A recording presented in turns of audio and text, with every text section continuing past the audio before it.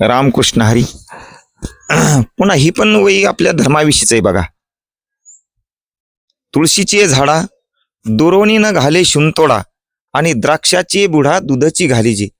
आपल्या दारामध्ये तुळशी वृंदावन आहे आणि त्या तुळशी वृंदावनाला स्नान केल्याच्या नंतर वारकरी संप्रदायामध्ये पद्धत आहे की पूजा झाल्याच्या नंतर तुळशीला पण पाणी घालायचं, पण तिला एक शिंतोडा सुद्धा दोरून फेकीत नाही. तुळशीची झाडा दोरोनी न घाले शिंतोडा आणि द्राक्षाची बुडा दुधाची घालीची. द्राक्षाला भलं दूध घालायचं, तसं आपला धर्म आचरण करायचं नाहीये. आणि परधर्माचं आचरण करायचं म्हणजे त्याचा काय उपयोग होईल? द्राक्षाला दूध घालून काय मिळेल?